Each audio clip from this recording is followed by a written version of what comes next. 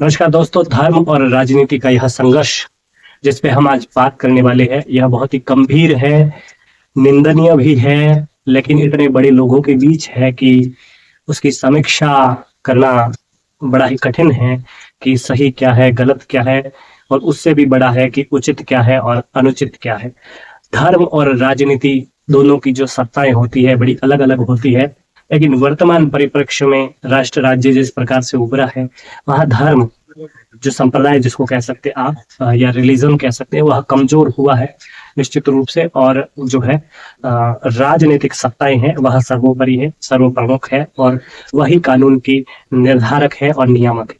लेकिन वर्तमान की बात है जब एक धार्मिक स्नान माघी स्नान हो रहा था, उस माघ स्नान में शंकराचार्य अविमुक्तेश्वरानंद जो है वहां पे नहाने आते हैं और अभी वर्तमान सरकार के मुखिया योगी आदित्यनाथ है, तो जो राजनीतिक प्रमुख होता है वही व्यवस्था के लिए उत्तरदायी होता है। और वहां पे घटना एक हो जाती है और उस घटना का कभी निष्कर्ष नहीं निकल पाया कि सही कौन और गलत कौन। शंकराचार्य कहते हैं कि वह शाही तरीके से जब स्नान करने के लिए अपने रथ और इत्यादि पे जा रहे थे, तब उनको रोका गया। पुलिस वालों ने उनके अनुयायियों के साथ मारपीट की तथा धक्का मुक्की की, लेकिन व्यवस्था के लोग कहते हैं कि ऐसा नहीं था, व्यवस्था को भंग करने की कोशिश की जा रही थी और हम क्योंकि व्यवस्था हमारा जो है करना कर्तव्य है, तो हमने उस व्यवस्था को बनाए रखने के लिए उनको रोका। उसके बाद में यह मामला और गंभीर होता गया। एक दो मोड़ आए जहां लग रहा था कि ये मामला वापस सेटल हो सकता है और किसी न किसी बड़े व्यक्ति की मध्यस्थता में सुलझाया जा सकता है, लेकिन मामला तब गंभीर हुआ जब दोनों ओर से कुछ बयान बड़े ही गंभीर प्रकार के आए और शंकराचार्य ने जब योगी आदित्यनाथ के बारे में कहा कि यह व्यक्ति जो है यह किस प्रकार से मुख्यमंत्री हो सकता है, क्योंकि जिसने धर्म की शपथ ली है। क्योंकि योगी आदित्यनाथ वर्तमान में नाथ पंथ की एक बड़ी पीठ गोरखनाथ पीठ के पीठाधीश है, तो धर्म की शपथ और धर्म निरपेक्षता की शपथ एक साथ कैसे हो सकती है, यह शंकराचार्य ने कहा। योगी आदित्यनाथ का भी हाल ही में बयान आया है कि शंकराचार्य कौन है कौन नहीं है हमें पता है, शंकराचार्य के बारे में स्थिति स्पष्ट नहीं है। कई लोग कह रहे हैं कि वो शंकराचार्य नहीं है, उनको शंकराचार्य बनाया ही नहीं गया है और उनको जो है उसकी मान्यता नहीं दी गई और मामला कोर्ट में है। अब उसके बाद में योगी आदित्यनाथ ने वहां पे जो है विधानसभा में भी कहा उत्तर प्रदेश में कि व्यवस्था बनाए रखना हमारा काम है, चाहे कोई भी हो, व्यवस्था सबके लिए सर्वोपरि है, चाहे वह कितना ही बड़ा व्यक्ति क्यों नहीं हो, लेकिन व्यवस्था से ऊपर नहीं है। दोस्तों, यह मामला गंभीर है, बड़ा ही गंभीर है, बड़ा ही वैमनस्य पैदा करने वाला है। उसके बाद में उसके बीच में एक और मामला उठा, तब मामला शांत होने के कगार पर पहुंचा, लेकिन वह शर्त कुछ अलग प्रकार की थी, जहां शंकराचार्य ने कहा कि योगी आदित्यनाथ अपने हिंदू होने का प्रमाण दे।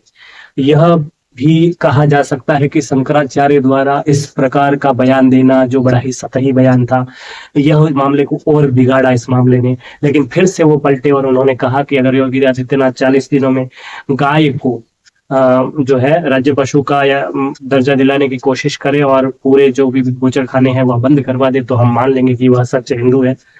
जब योगी आदित्यनाथ के पक्ष वाले लोग कह रहे हैं कि योगी आदित्यनाथ को किसी को प्रमाण देने की आवश्यकता नहीं है कि वो हिंदू है या नहीं है। मामला बहुत गंभीर है, मामला बढ़ता जा रहा है दिनों दिन और मामला जो है वह बहुत खराब स्तर का कह सकते हैं या फिर बहुत ही हल्के प्रकार के बयानों से भरा हुआ है, लेकिन व्यक्ति दोनों ही बड़े हैं। इससे धर्म और राजनीति अपनी जगह, लेकिन जो शंकराचार्य की जो पीठ है, भारत में 4 पीठें हैं, उसमें से एक पीठ जहां से ये आते हैं काशी से, तो इतना बड़ा पद है, उसकी अपनी गरिमा है, योगी आदित्यनाथ की अपनी गरिमा है। लेकिन यह जिसने भी किया हो, जिस कुछ लोगों ने चाहे इसमें हस्तक्षेप करना चाहिए था वहां पे नहीं किया और इस मामले को बढ़ने दिया हो, लेकिन ये मामला बिल्कुल भी अच्छा नहीं है। जितना जल्दी सुलझ सके उतना अच्छी बात है हमारे धर्म के लिए, राष्ट्र के लिए, हमारे सांस्कृतिक प्रतीक है उन के लिए। हमारी श्रद्धा जो जिनके प्रति है, उनके मुख से या उनके लिए किसी प्रकार के शब्द सुनने को, देखने को या फिर हमें मिले तो बिल्कुल भी अच्छा नहीं लगता है। तो हम लोगों की सबकी कोशिश होनी चाहिए कि हम किसी को भी नीचा ना दिखाएं, न योगी आदित्यनाथ को नीचा दिखाएं, न ही अभिमुक्तेश्वरानंद को नीचा दिखाएं। ऐसी घटनाएं हो जाती है कभी दंभ के चक्कर में, मिसअंडरस्टैंडिंग के चक्कर में। मिसअंडरस्टैंडिंग ही होती है एक्चुअल में जब दो लोग आमने सामने नहीं मिलते और बीच के लोग जब बिचौलिए बढ़ जाते हैं तो उसको मिसअंडरस्टैंडिंग कहते हैं। लेकिन इसमें ध्यान रखने की बात सबसे बड़ी ये होती है कि बड़े लोग उस पे हो सके उतनी प्रतिक्रियात्मक भावना नहीं रखे। प्रतिक्रिया इतनी जल्दी आ रही है इतने बड़े लोगों के द्वारा कि उस मामले में जो है आग में तेल डालने जैसी चीजें हो रही है। लेकिन इस मामले को सुलझाया जाना चाहिए जल्दी से जल्दी। इसी में जो है फायदा है इसमें।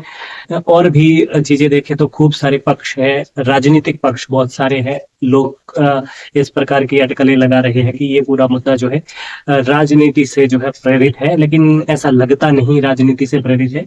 हो सकता है कुछ लोग ऐसी मंशा पाल के बैठे हो कि इन दोनों बड़े धर्म गुरु या फिर इतने बड़े पीठ पे बैठे लोगों को लड़ाया जाए और हिंदू धर्म में जो है एक प्रकार का वैमनस्य पैदा किया जाए। लेकिन हम लोगों को सतर्क रहना है, उनके साथ जोड़ना है, दोनों को सम्मान करना है दोनों का। और जो है इस मामले को हो सके उतनी गलत हाइप नहीं देनी है और पॉजिटिव रहना है और ये मामला भी सुलझ जाएगा।